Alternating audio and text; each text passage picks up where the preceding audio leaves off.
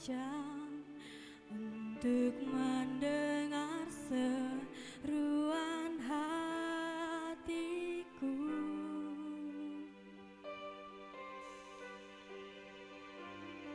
Tangan Tuhan tak kurang panjang untuk selalu menolong hidupku. Telinganya tak kurang tajam untuk mendengar seruan hatiku.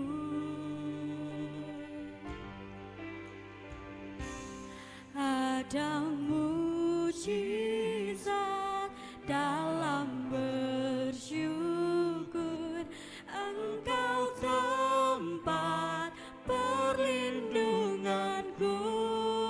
Tuhan, imanku tetap teguh dalam-Mu. Ku menang bersama-Mu.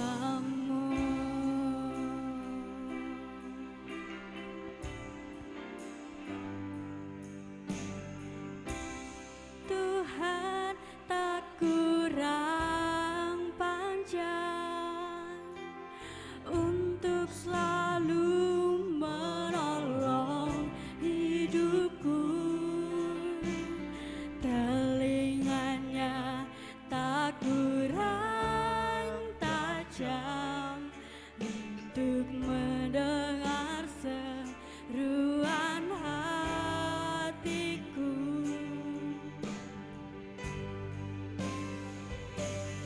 Ada mujizat dalam bersyukur, Engkau tempat perlindunganku. Tuhan, imanku tetap teguh dalam-Mu. Ku menang. Ada mujizat dalam bersyukur, Engkau tempat perlindunganku. Tuhan, imanku tetap teguh dalam-Mu. Ku menang bersama-Mu. Saya undang Bapak Ibu Jemaat untuk bangkit berdiri. Tangan Tuhan tak kurang panjang untuk selalu menolong hidupku. Telinganya tak kurang tajam untuk mendengar seruan hatiku.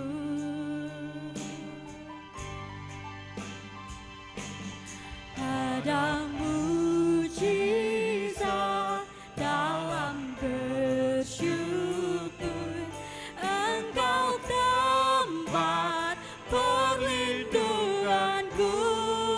Tuhan, imanku tetap teguh dalam-Mu.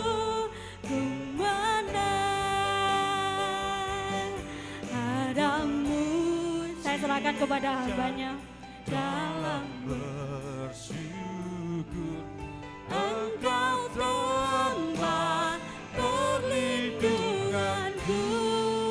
Tuhan, imanku tetap teguh dalam-Mu. Ku menang. Ada mujizat Dalam bersyukur,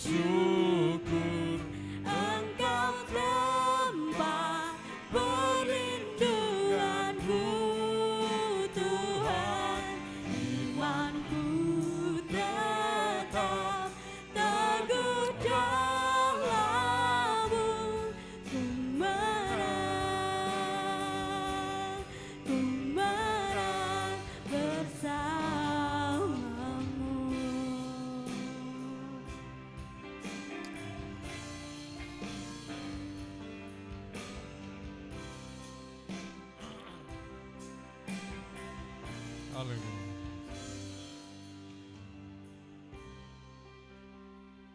Haleluya.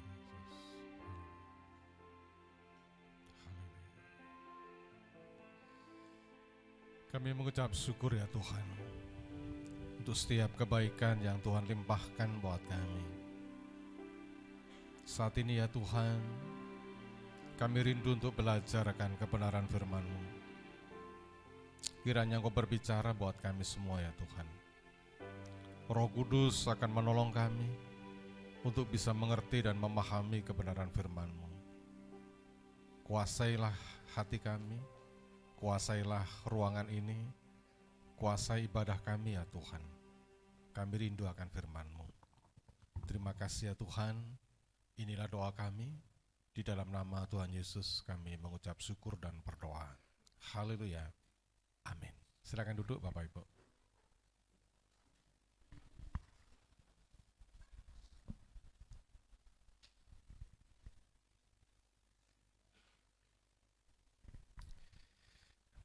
Ya, salam Bapak Ibu. Puji Tuhan ya, sehat-sehat semua ya. Amin ya. Hari ini kita akan belajar firman Tuhan lagi Bapak Ibu, dan saya akan menyampaikan satu firman Tuhan dengan judul Atur Prioritasmu. Pernah enggak kita ini berpikir Bapak Ibu ya, merenungkan ada dua orang yang sama-sama punya kesempatan. Modalnya sama. Atau bahkan mungkin penghasilannya sama, lingkungannya sama, semuanya pokoknya sama. Tetapi yang kita lihat dua orang itu memiliki kualitas kehidupan yang berbeda. Yang satu hidupnya sungguh-sungguh berkualitas, maksimal, berkembang dan lain sebagainya. Tetapi yang satu kehidupannya terpuruk, penuh dengan pergumulan dan tidak pernah memenangkan pergumulan-pergumulan di dalam hidupnya. Pernahkah kita merenung apa yang menjadi penyebabnya? Kenapa kok dua orang yang memiliki kesempatan yang sama, memiliki modal yang sama, memiliki situasi yang sama, tetapi dua orang itu memiliki kehidupan yang berbeda secara kualitas? Ketika kita merenungkan akan hal ini, maka sebetulnya kita akan menemukan bahwa yang membuat perbedaan kedua orang itu adalah bagaimana mereka itu di dalam mengatur prioritas di dalam hidupnya. Ketika seseorang ya mendapatkan penghasilan misalkan di kantor yang sama, di tempat pekerjaan yang sama, tetapi yang satu pandai mengatur prioritas hidup, yang satu tidak mampu mengatur prioritas hidup dengan baik, maka bisa dipastikan walaupun penghasilannya sama, kantornya sama, kualitas hidupnya berbeda. Hari ini Bapak Ibu, saya ingin menyampaikan apa yang dikatakan oleh Alkitab, bagaimana kita bisa mengatur prioritas kehidupan kita. Banyak kali, acap kali kita berpikir Alkitab ini hanya mengatur hal-hal yang bersifat rohani. Tetapi hari ini saya ingin sampaikan, saya akan tampilkan kebenaran firman Tuhan yang sebetulnya juga mengatur perkara-perkara yang bersifat jasmani. Nah, apa yang harus kita atur di dalam prioritas hidup kita? Kita akan belajar bersama-sama Bapak Ibu supaya hidup kita ini tidak salah di dalam menjalani kehidupan ini. Saya akan ajak Bapak Ibu melihat di dalam Matius pasal 6 ayat yang ke-25. Ya, di situ ada ya. Saya akan bacakan. Karena itu aku berkata kepadamu, janganlah khawatir akan hidupmu, akan apa yang hendak kamu makan atau minum, dan janganlah khawatir pula akan tubuhmu, apa yang akan hendak kamu pakai. Bukankah hidup itu lebih penting daripada makanan dan tubuh itu lebih penting daripada pakaian? Sidang jemaat yang dikasihi oleh Tuhan, kalau kita membaca Matius pasal 6 ayat 25 dan seterusnya, acap kali berdasarkan ayat ini kita mendengarkan firman Tuhan tentang kekhawatiran. Jangan khawatir akan makananmu, jangan khawatir akan pakaianmu dan sebagainya. Tetapi saya akan melihat teks ini dari perspektif yang berbeda, bukan masalah kekhawatiran, tapi bagaimana Alkitab mengajarkan kepada kita bagaimana kita itu memiliki prioritas di dalam kehidupan kita. Kalau saudara ingin memiliki kehidupan yang berkualitas, dengar baik-baik firman Tuhan hari ini, tangkap berkatnya, saya yakin kehidupan Anda akan berubah dengan luar biasa karena tahu akan prioritas hidup. Amin ya. Coba perhatikan baik-baik ayat ini. Karena itu aku berkata kepadamu, janganlah khawatir akan hidupmu, akan apa yang hendak kamu makan dan atau minum, dan jangan khawatir pula akan tubuhmu, akan apa yang hendak kamu pakai. Perhatikan teks selanjutnya. Bukankah hidup itu lebih penting daripada makanan? Dan tubuh itu lebih penting daripada pakaian. Dari teks ini kita bisa tahu Bapak Ibu, apa yang seharusnya menjadi prioritas dalam kehidupan kita. Bukan makanan, bukan pakaian. Kata yang mengatakan bukankah hidup itu lebih penting, ya, sesuatu yang lebih penting itu artinya adalah bicara mengenai prioritas. Banyak orang terjebak dalam hidupnya ini lebih mengutamakan mencari apa yang kita makan dan apa yang kita pakai. Sehingga kerja banting tulang, berusaha sedemikian keras untuk mencari sesuap nasi dan selembar pakaian, kan begitu. Itu yang mereka kejar. Alkitab katakan prioritasmu itu bukan itu. Ini kehidupan kita sehari-hari, bukan itu prioritasmu. Prioritas yang benar itu adalah hidup itu lebih penting daripada makanan dan tubuh itu lebih penting daripada pakaian. Nah, saudara, saya memang tertarik untuk menyelidiki makna daripada teks ini untuk lebih mendarat dalam kehidupan sehari-hari itu apa sih gitu. Nah, salah satu Alkitab versi yang sangat relate dengan kehidupan sehari-hari adalah The Message Bible. Apa yang dikatakan oleh Alkitab dalam versi The Message Bible ini? Kalau saudara membaca di situ, dikatakan ada satu kalimat yang saya garis bawahi, don't fuss about what's on the table at meal times. Artinya di situ gini, kita ini di dalam hidup itu jangan rewel dengan apa yang tersaji di meja makan kita. Bukan sekedar makanan Bapak Ibu. Jangan ayat ini tidak hanya sekedar berkata bukankah makanan lebih penting daripada tubuhmu dan sebagainya. Bukan. Tetapi ketika diterjemahkan di dalam The Message Bible, ya, ada kalimat yang mengatakan don't fuss, jangan rewel.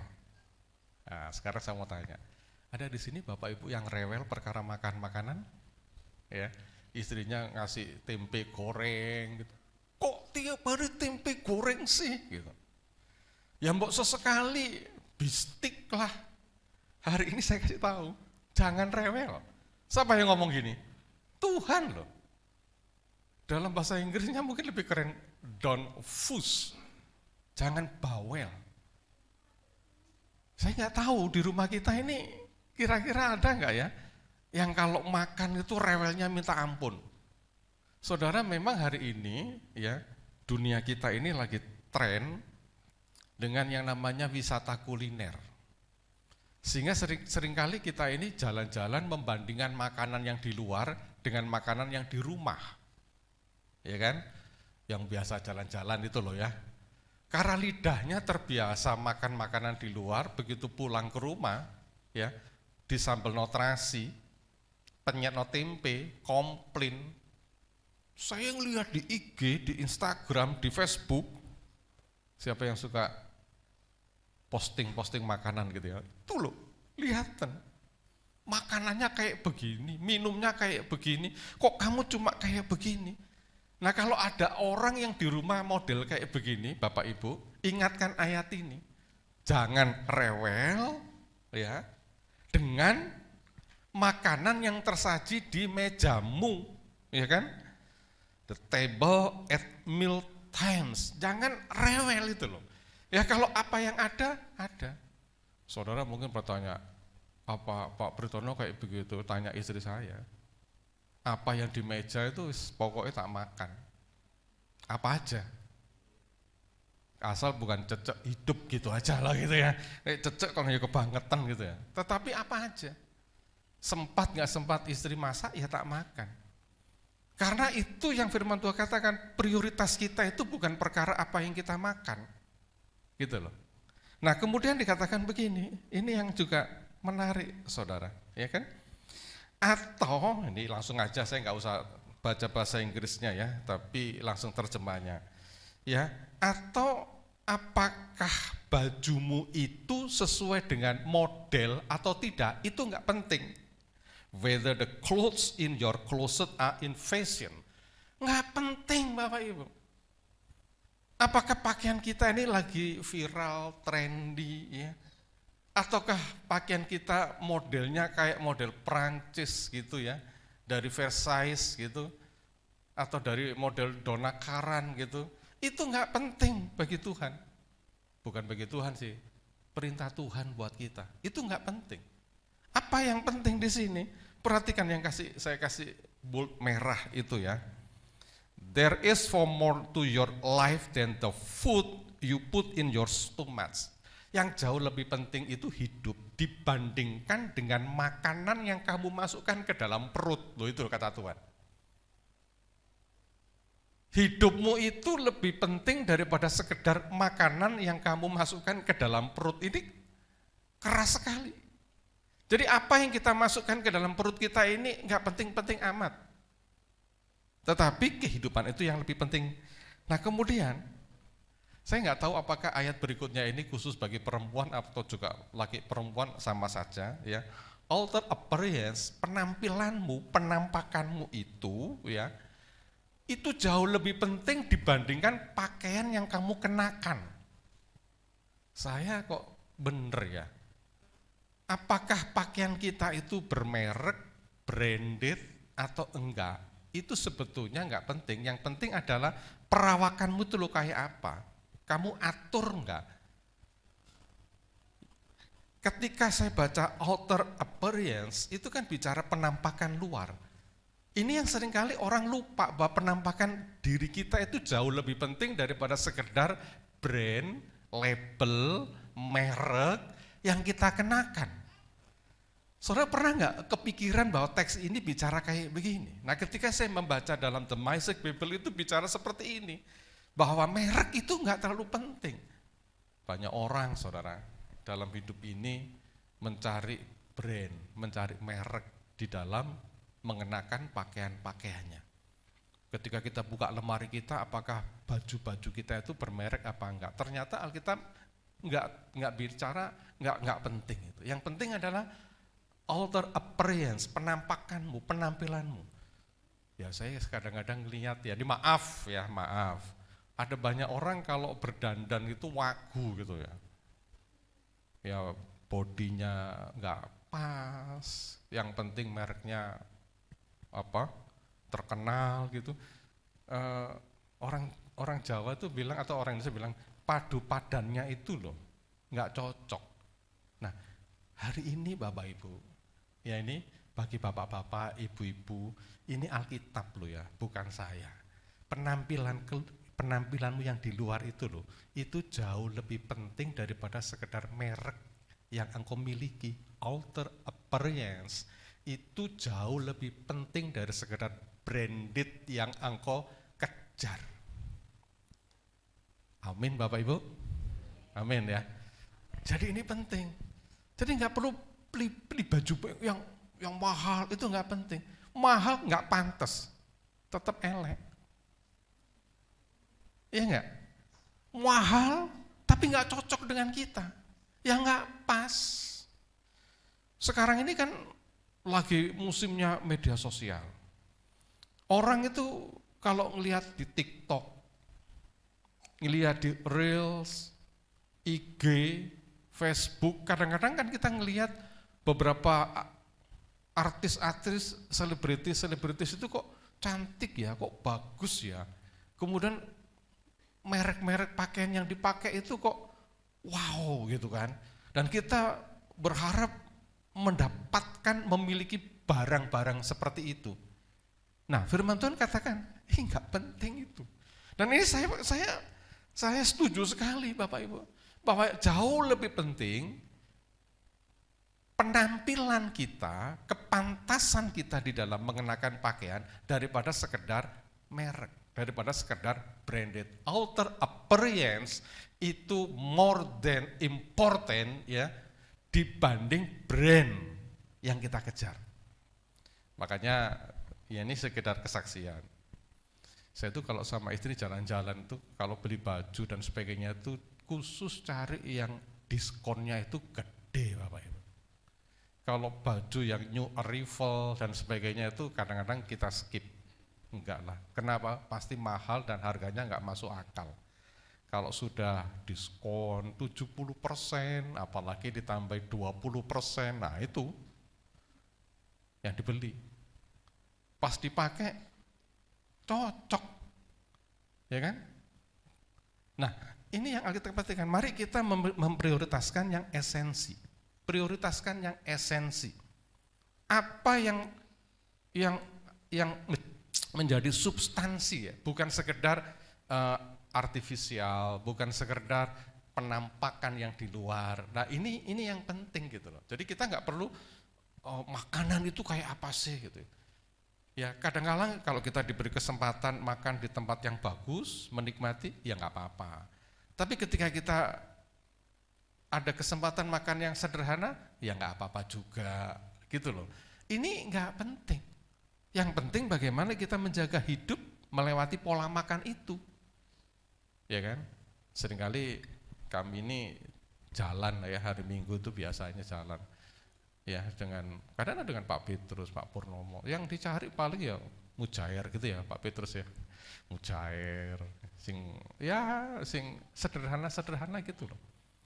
Karena memang gak penting apa yang masuk ke dalam perut kita, asal yang kita masukkan dalam perut kita ini sehat. Iya kan? Asal sehat. Ya janganlah misalkan kita sudah tahu hipertensi kita ini tinggi, kolesterol kita ini tinggi misalkan, terus makannya makanan yang berlemak, ya itu kan tidak bijak. Sudah tahu kadar gulanya tinggi, ya kan? Tapi kemudian makan yang manis-manis itu juga tidak bijak. Tetapi yang Alkitab katakan tentang memprioritaskan esensi itu, kita tidak perlu ya mengejar keenakan dari suatu makanan. Kita tidak perlu mengejar merek dari apa yang kita pakai. Yang jauh lebih penting, prioritas kita yang lebih penting adalah hidup kita dan ya kan, apa yang menjadi penampilan kita, outer appearance itu jauh lebih penting daripada sekedar brand, merek dan sebagainya. Saya mau tanya, amin Bapak Ibu? Amin, gitu loh ya, bener loh ya, amin loh ya.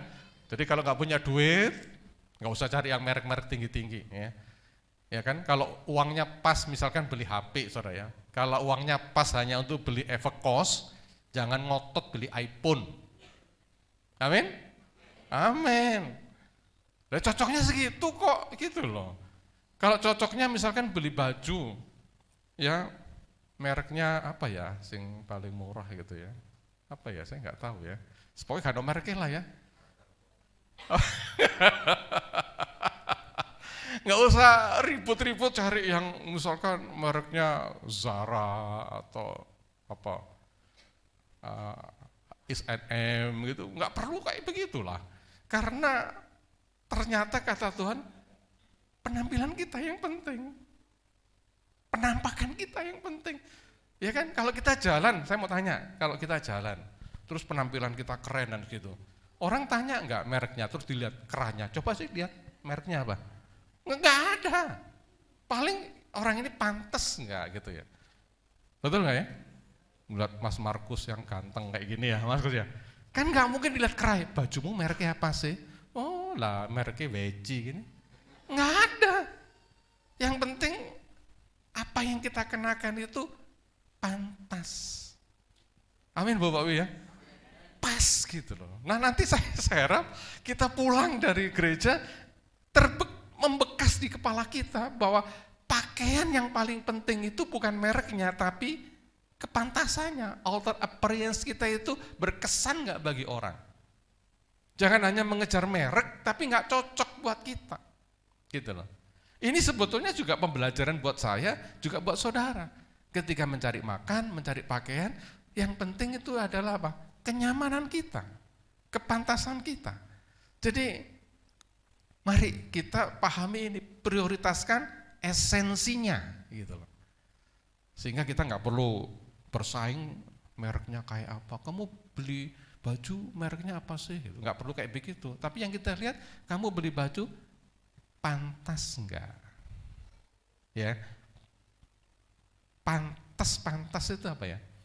Kalau ya fashionable enggak gitu loh. Bukan karena modelnya lagi ngetren kita kejar, bukan itu. Pantas enggak gitu loh. Saya itu ngelihat gini Bapak Ibu, ini contoh ya. Hari ini kan banyak pakaian-pakaian yang slim fit gitu kan ya, yang apa enggak laki enggak perempuan ya. Ada beberapa pria-pria yang pakai celana yang slim gitu ya. Kalau bodinya bagus, ya bagus lah ya. Kalau bodinya Mas Andre ini kan keren gitu kan. Itu pantas lah, pakai apa aja pantas. Tapi ada yang udah melebar kemana-kemana. Ini pria loh, saya nggak nyindir yang wanita loh ya.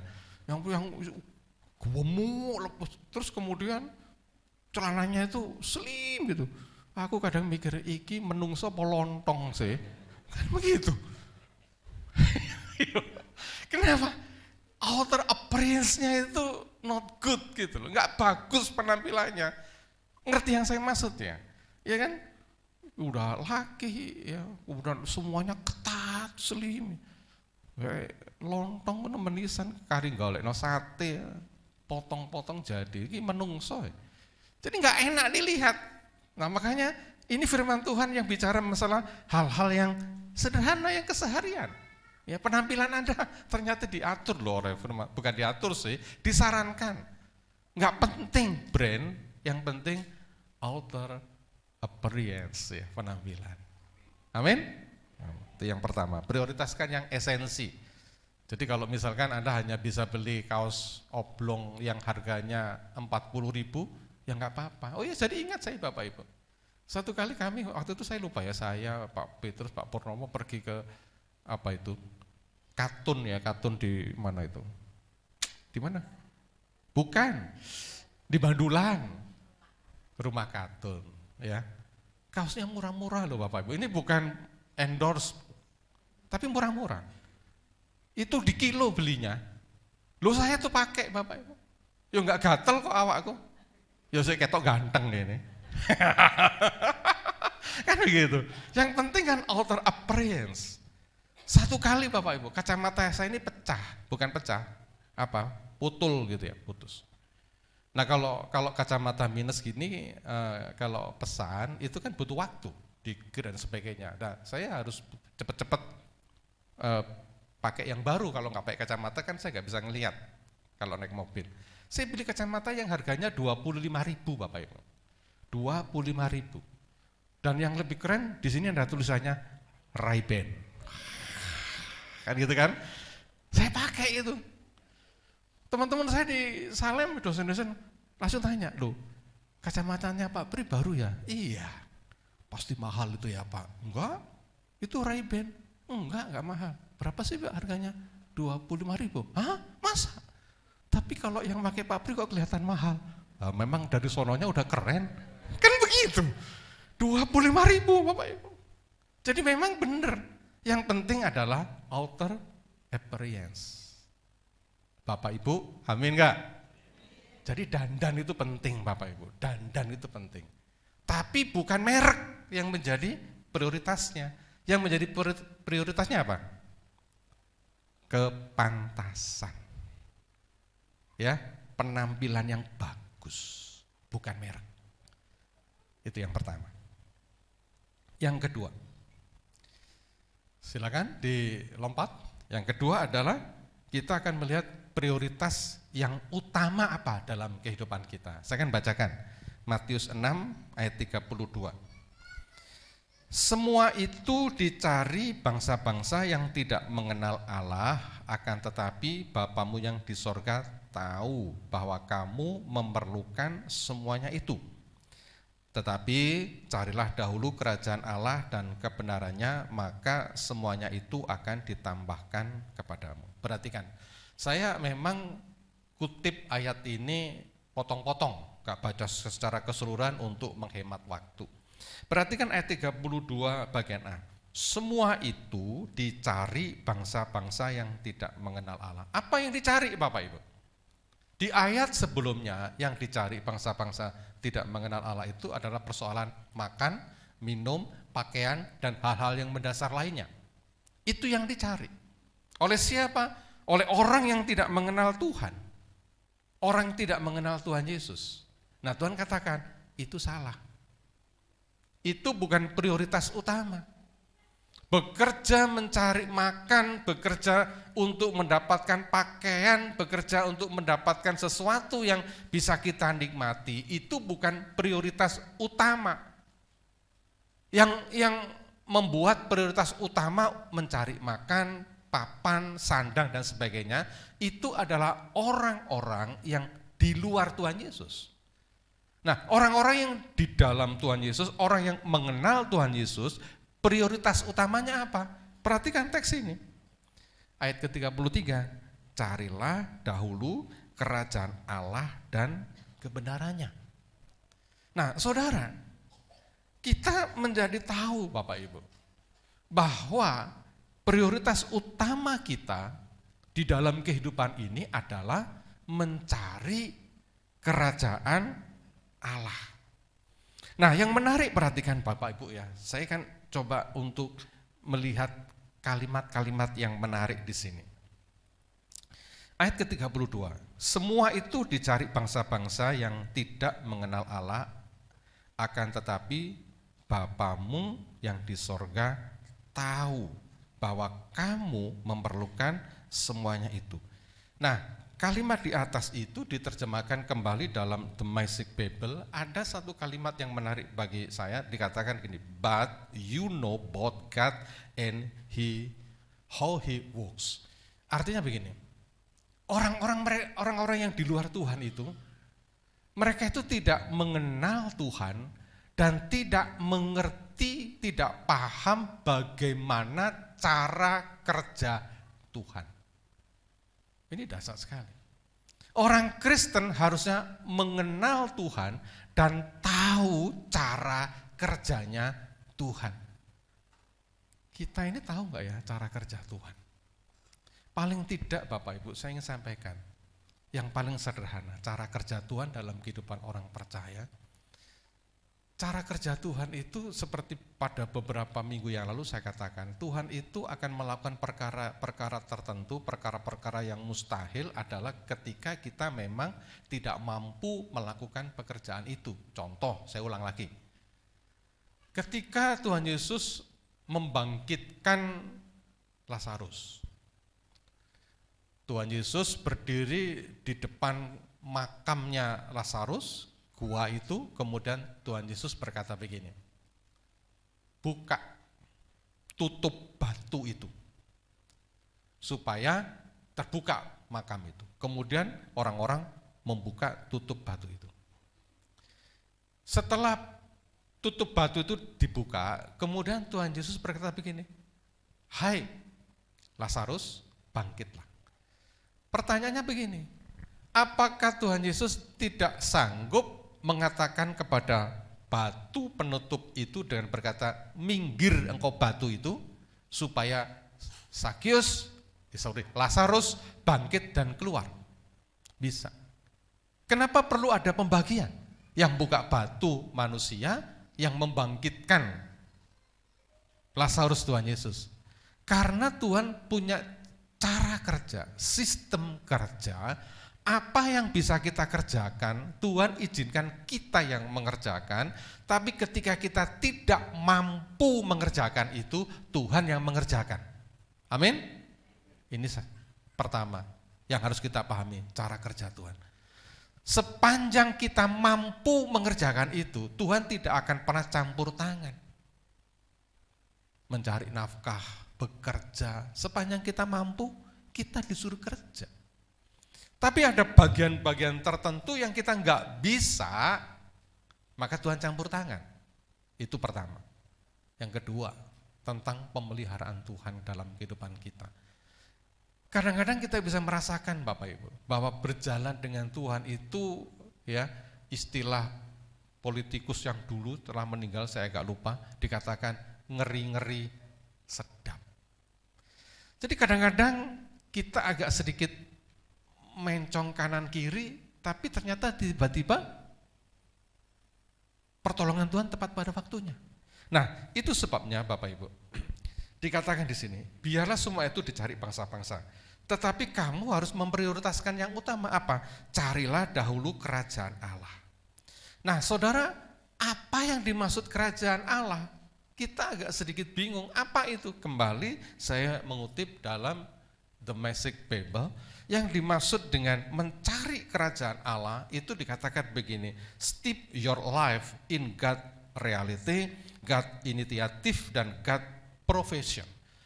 Tenggelamkan dirimu. Perhatikan kalimat saya baik-baik. Mencari kerajaan Allah itu diterjemahkan sebagai tenggelamkan dirimu dalam realitanya Tuhan. Dalam inisiatifnya Tuhan. Dalam penyediaannya Tuhan. Tenggelamkan dirimu dalam eksistensi Tuhan. Yakinkan dalam setiap aspek kehidupan kita yang sekecil apapun Tuhan ada. Amin. Itu God reality. Ada.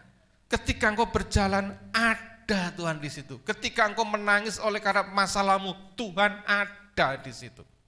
Amin. Itu God reality. Tenggelamkan. Bagus sekali kalimatnya. Steep your life. Tenggelamkan hidupmu di dalam realitinya Tuhan.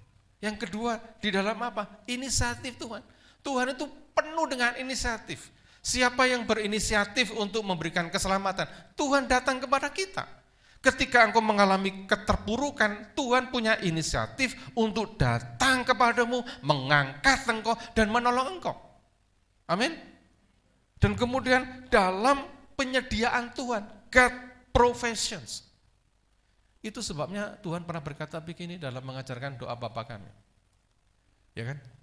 Tuhan beri kami makan pada hari ini, terusnya apa? Secukupnya. Itu cara kerja Tuhan. Secukupnya. God provision. Tuhan selalu menyediakan itu.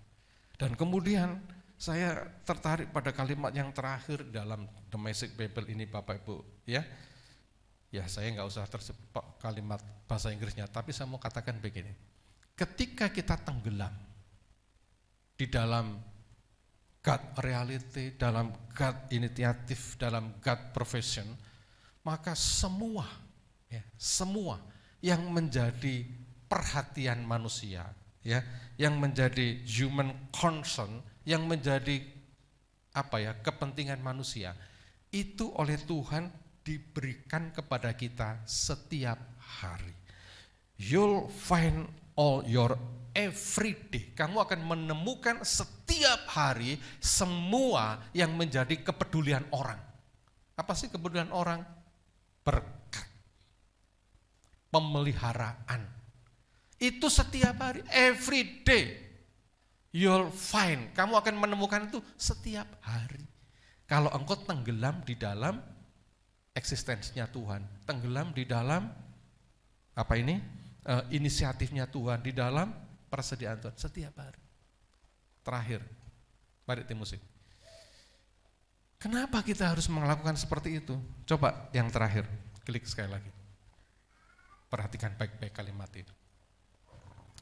Ketika kita memprioritaskan diri kepada rancangan Tuhan, memprioritaskan kepada kehendak Tuhan, ternyata Allah lebih dahulu memprioritaskan kita dalam setiap rancangannya. Perhatikan Matius 6 ayat ke-26, saya akan bacakan.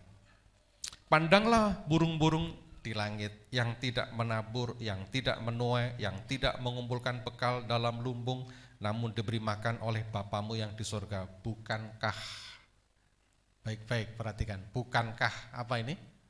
Kamu jauh melebihi burung-burung itu. Ayat ke-30. Jadi, jika demikian Allah mendandani rumput di ladang yang hari ini ada dan besok dibuang ke dalam api, tidakkah Ia akan, apa di situ?